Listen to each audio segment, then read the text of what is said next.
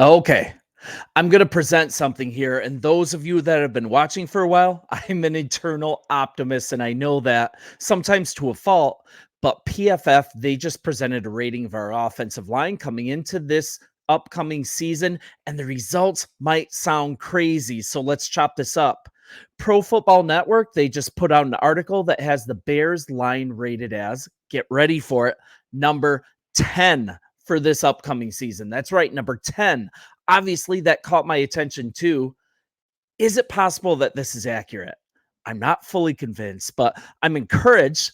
So I wanted to go ahead and go through this with you. Let's just look objectively at it here. I want to go to this article on bearsdigest.com. It's Bears offensive line winning the analytics turf war, and it's just a fantastic profile here. I would really encourage you guys to join me in going through this story, but let's hit some of the highlights.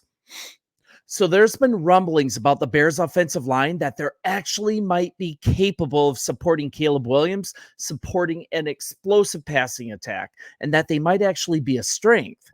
So to give an honest assessment over the last 2 years, this is a line that when healthy, they've blocked the run exceedingly well. And one thing this article states, and I agree, during the time of Justin Fields heading up this offense, and you guys, I'm a big Fields fan, it's kind of hard to assess how good they've been.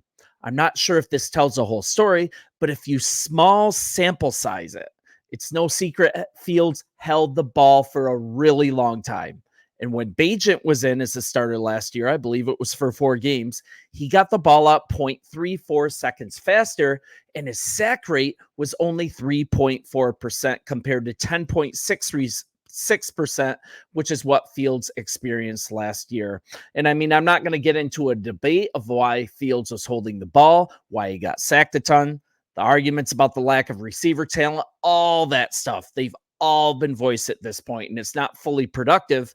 So granted, that's a really small sample size with the Bajent comparison, but let's go on. This is the line that have allowed 50 sacks over the last 3 seasons, so there must be more. This is the line that paved the way to being the first and second rated rushing unit over the last 2 seasons. And PFN's Dallas Robinson, he seems to think that a main barrier to being a top offensive line, it's been mostly injuries. And I quote from him, the group had trouble staying healthy last season, but could ascend if injuries remain at bay. And once again, that's Robinson at PFN. I'll give them this. Due to injuries, the Bears, they've had 19 changes of the starting offensive line. 19. Hard to be successful in that situation, right? And I'm going to go ahead and close this story down. We'll go back. So yeah, 19 different starting combinations in the last 2 years. That's ridiculous.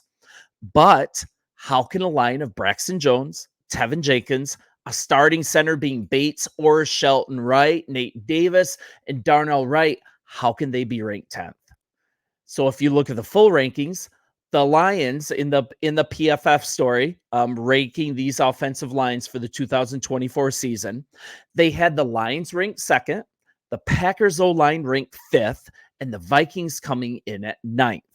So the Bears are, in fact, rated to be the worst in the division. But let's look at Braxton Jones against the Vikings if we're going to talk about division. 43 snaps, 2 pressures allowed only, 0 sacks, a 76.6 PFF grade. That's very, very good. And Adam Schatz of ESPN, he shared an encouraging stat as well. Even the offensive line is better than you think, he wrote. It was 5th in pass block win rate. Say that 10 times fast, right? It was 5th in pass block win rate and 2nd in run block win rate last season. Like, now we're talking, right? 5th and 2nd. Granted, the run blocking, that's something we already knew, but this pass block win rate, that's super exciting. It's also super surprising, right? So let's continue to look at the old linemen individually.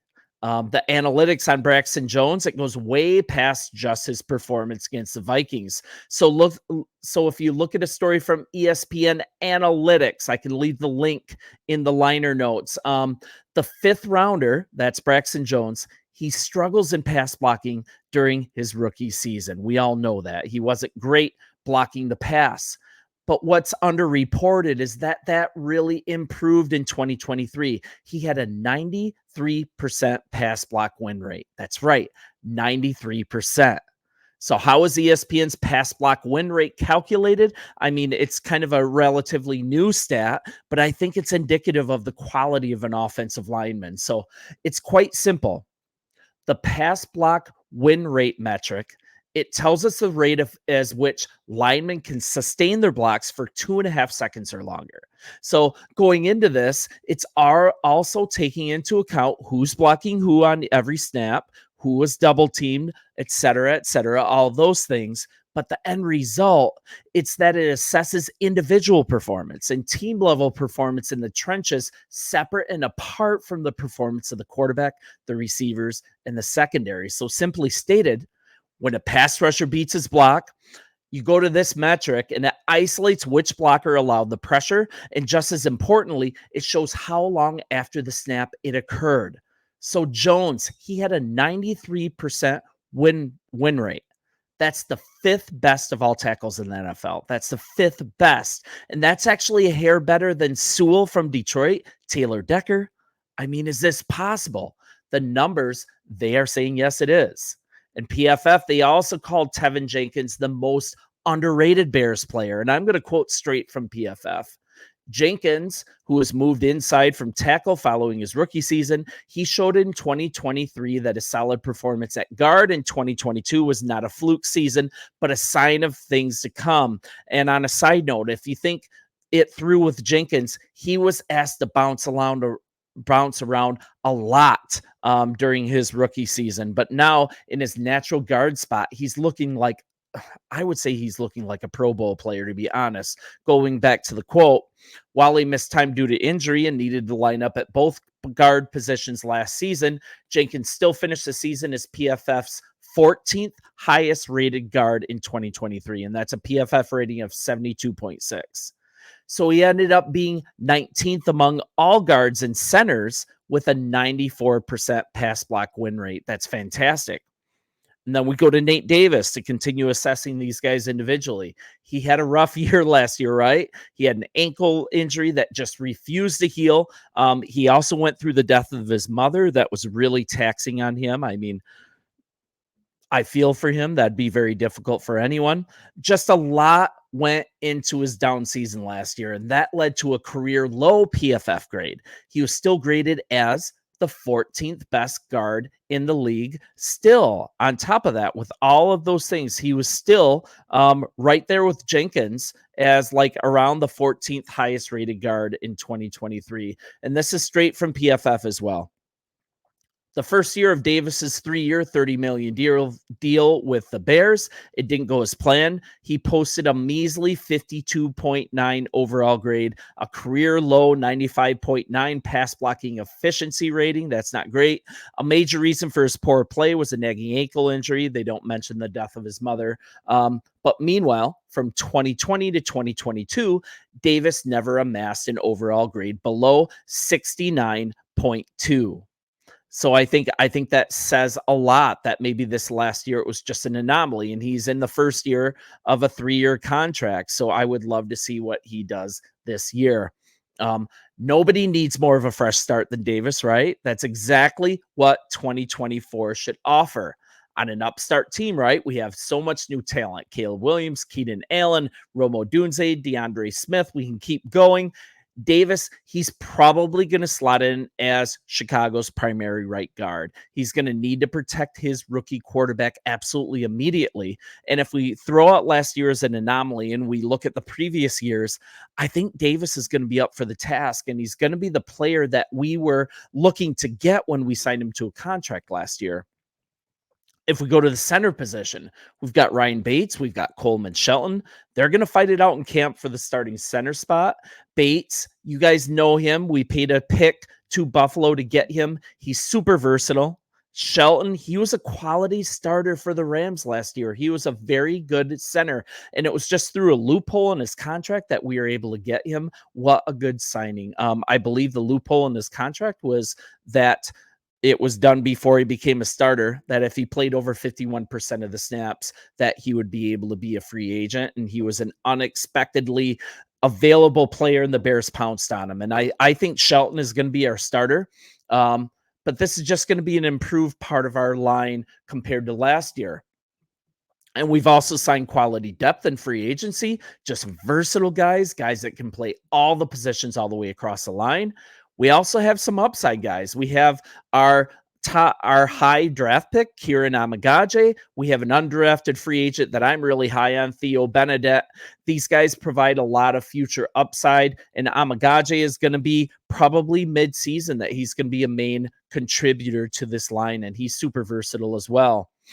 I would love it if Amagaje was able to rotate in at guard. Starting out, he can play both tackle positions if he needs to. It's going to be really interesting to see where Amagaje fits in on this line.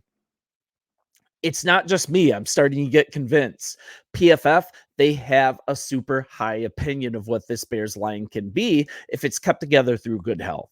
They placed Darnell Wright and Braxton Jones as two of the top NFL tackles in the league. And I want to go to this story as well on Yahoo Sports, talking about how Braxton Jones and Darnell Wright, how they made PFF's list of top NFL offensive tackles. And this is really telling as well.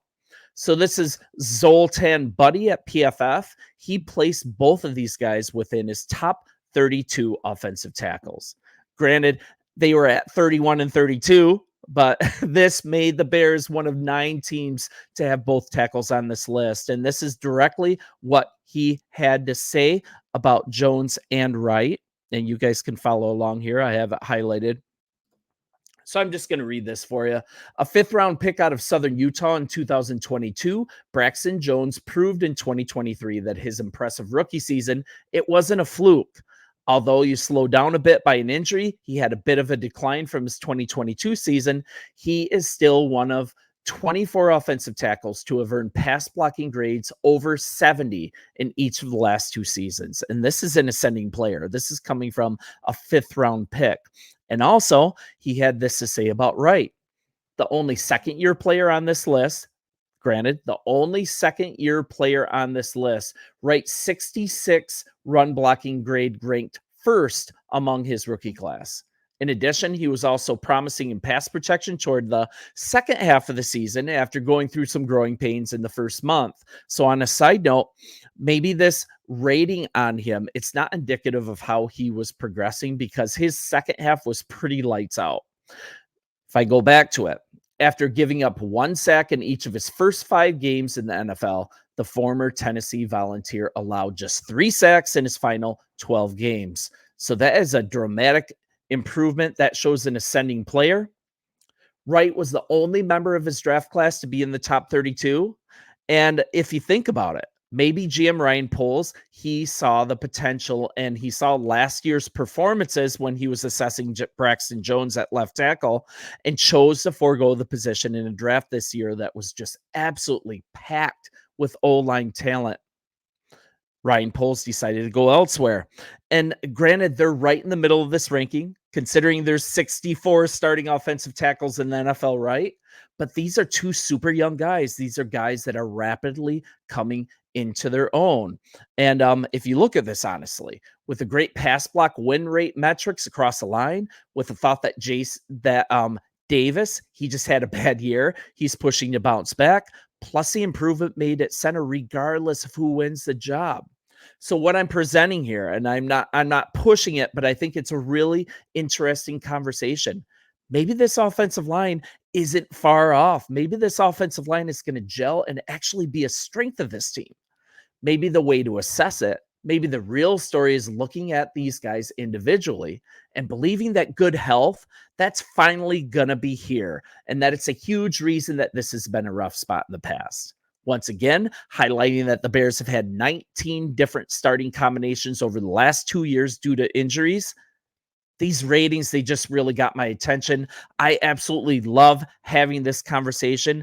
I really hope that this is a true assessment. I really, but I'm going to trust GM Ryan Poles as a former offensive tackle Well, actually, I believe he was a guard. I'll have to look that up.